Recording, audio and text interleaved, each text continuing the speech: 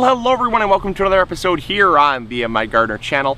I know y'all are going to love this episode because I've been asked how to harvest tomatillos for a long time. And I did a video on it a couple years back, but it was kind of, it was really kind of one of those videos where I hoped it had gone a little bit differently. The plant actually ended up dying, so it really looked quite bad. And it's actually very similar to this because you're probably wondering, Luke, what on earth is going on behind you? And what this is my melon patch. It was a horrible failure, but what I always try to stress here on the My Gardener channel is that every horrible failure, every horrible event has something good to find out of it. So what I want to find out of it is the fact that we are able to get tomatillos, because we actually had a tomatillo plant here about 3 years ago, maybe 3 years ago, can't quite remember, and it's self-seeded. It's self-seeded every single year. It's a purple tomatillo, and we got some purple tomatillos here.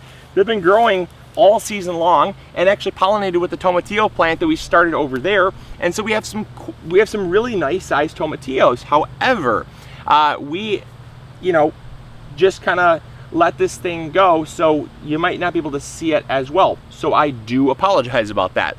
So what I wanted to show you is how to tell when your tomatillos are ripe, because I can do this now and I actually have a living plant to show you. So coming in close, it's gonna be a quick episode, but it's going to be very helpful because I think a lot of people harvest their tomatillos too early. And it's not that it's a bad thing. Tomatillos are edible at any stage. However, they can be rather bitter. They can also be, some can be very, very tart. Most are very bitter though. And also they will not have that very good kind of tomato pepper cross flavor. They really get their flavor once they mature, and they mature properly. If you harvest them too early, they're not going to ripen. They're not going to be like tomatoes that are going to turn red. They very much get their flavor in the very end days of their ripening period. And then there's a lot of bees in the garden, by the way. So if you see me, ducking and diving, it's because they're flying at me. It's ending the end of the year. It's nearing the end of the year, and they are going crazy over the flowers that are happening all around us. So don't mind the bees. I'm working around them. They just need to do their job so they can survive the winter. So coming in close, check it out. All right, so you have the tomatillo plant here producing its tomatillo berries, and you'll notice that a lot of these don't have anything in them. That's because they're not ready yet. A lot of people think that the larger basically the paper shell gets, the larger the berries getting. In this case, there's nothing left in here. You gotta wait for those to mature. You'll notice if you come down here that this one is actually coming along very nicely. This one is actually starting to, it's formed, it's full, and it's actually starting to rip. Oopsie. Well, that wasn't supposed to come off, but it'll come off anyways. We'll still add it, but it's not quite ripe yet. It needs to actually completely emerge from its paper shell. Now this one would be fine. I'll probably still throw this in our salsa verde for the day because it fell off and I don't like wasting food. But with that being said, you want to wait for them to fall on the ground. If you wait for them to fall on the ground, like some of these over here, check this out. See, this one fell on the ground. Look at this. This is when they are beautiful and ripe. You'll start to notice a little purple tinge here. There's another one that fell on the ground over here. This plant was big, by the way. It was very large. There's another one on the ground here. And you'll notice that if you get them in time, the paper will start to turn into kind of like a skeleton of the actual husk. And it will actually begin to pop out like that. So you can get them in time, and this is a beautiful one. This is a gorgeous purple tomatillo. And over here you have actually a ton. This is where the main plant kind of was growing, and it kind of fell over this way and fell over this way. So you'll notice on the ground here, this is one that you can actually grow if you're a lazy gardener like myself at times, because look at this. We have 1, 2, 3, 4. This one's not quite ripe. I'm not sure why that one fell off, but 4, 5, 6, 7. Ooh, back here there's another one. 8.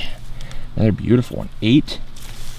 So there's more in here too. I can see this one. 9 and 10. Absolutely awesome. So again, this is not ripe here, but this right here, when it falls off the plant, this one might not even be ripe either, but we'll still take it in. But when it looks like this, this is ripe. This is when they're ready to rock. This is when they're gonna have the best flavor. And so yeah, just let your plants grow, let the fruit fall off, and once you start seeing it fall off on its own naturally, that is when it is ripe. You want to let nature tell you when its fruit is ripe for you. And I think this is going to have much better flavor for you. Well, I know it's going to have much better flavor for you.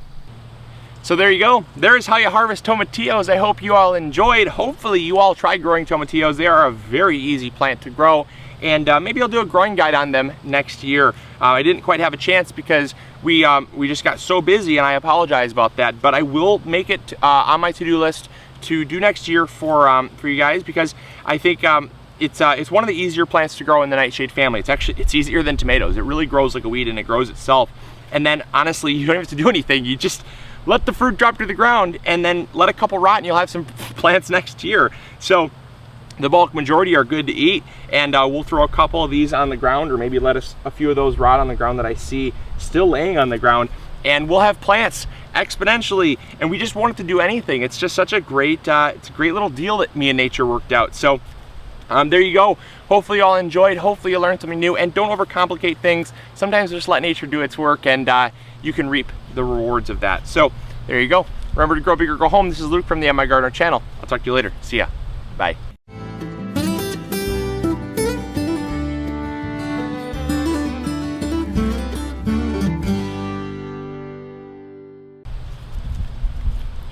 Salsa verde, here I come.